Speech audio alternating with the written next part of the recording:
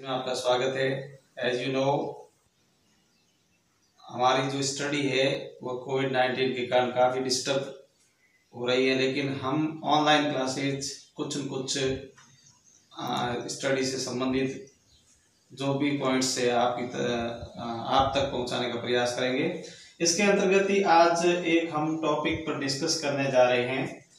12th class के syllabus में है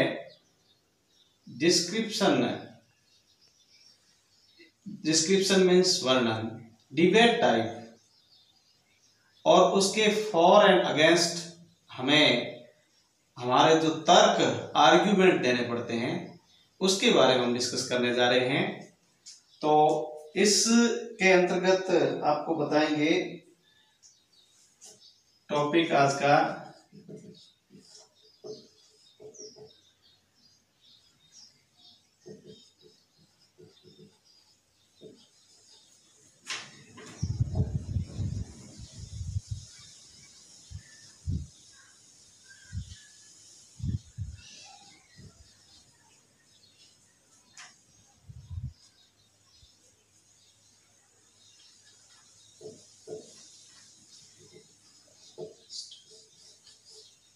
डिस्क्रिप्शन ऑफ आर्गुमेंट फॉर और अगेंस्ट ऑफ ए टॉपिक।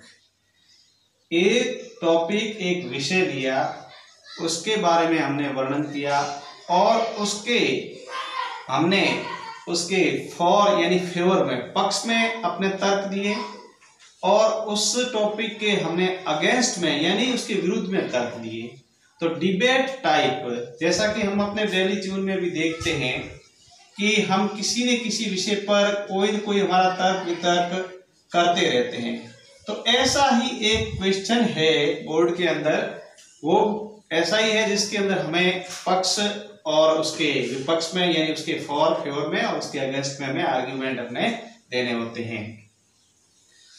तो हम जो आर्ग्यूमेंट देते हैं, तो फर्स्ट ऑफ ऑल हमें जो डेली अपने लाइफ के अंदर भी आर्ग्यूमेंट देते हैं, तो फर्स्ट ऑफ ऑल हमें किस बात का ध्यान रखना पड़ता है कि चूज और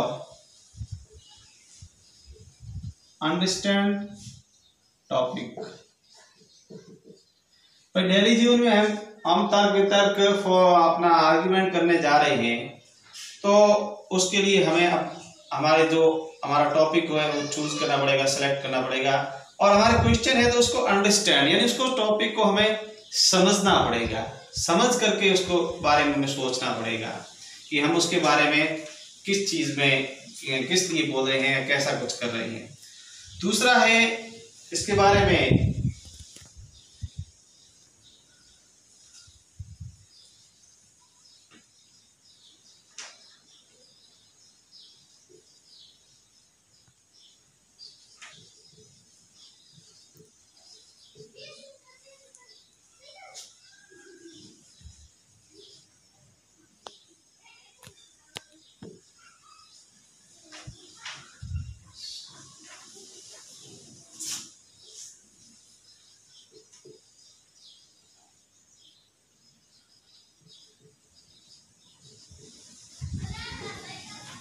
understand the topic and express our reviews on the topic, यानी उस टॉपिक को हम समझें और हमारे रिव्यूज है, हमारी जो टिप्पणियां है, हमारी जो समीक्षा है उस टॉपिक के ऊपर हम जो प्रस्तुत करें।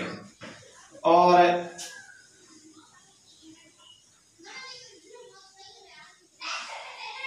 we have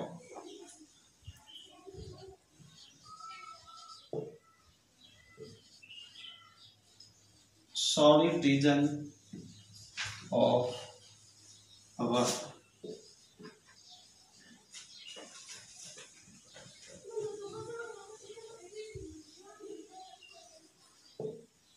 we have solid reason of our arguments। हमारे पास में किसी भी तर्क जो देते हैं उसके सॉलिड रीजन भी होने चाहिए, उसके कारण होने चाहिए कि हम किस प्रकार से अपने जो आर्ग्यूमेंट्स है वो दे रहे हैं, उसका बेस क्या है। ऐसा नहीं कि हम कहीं से कहीं उठाकर हमारा आर्ग्यूमेंट दे रहे हैं, बल्कि उसका सॉलिड रीजन होना चाहिए कि भाई हम इसकी लिए तर्क वितर्क दे रहे हैं। तो इस प्रकार से हम देखते हैं कि डिस्क्रिप्शन जो एक क्वेश्चन भी आता है, डेली जीवन में भी हम डिबेट टाइप करते रहते हैं कि भी ये चाहे पॉलिटिकल अपना इशू हो सकता है, इकोनॉमिकल इशू हो सकता है, फैमिली इशू हो सकता है, सोशल इशू कोई भी हो सकता है, इशू पर हम हमारे जो आर्ग्यूमेंट्स हैं वो देते रहते हैं। तो इससे संबंधित ही 4 नंबर का क्वेश्चन होता है 12th के अंदर। तो उसमें अपना जो टॉपिक दिया होता है उसके फॉर एंड अगेंस्ट में हमें अपना जो आर्ग्यूमेंट देने होते हैं। तो जैसे आज हम एक आर्ग्यूमेंट जो अपना करेंगे,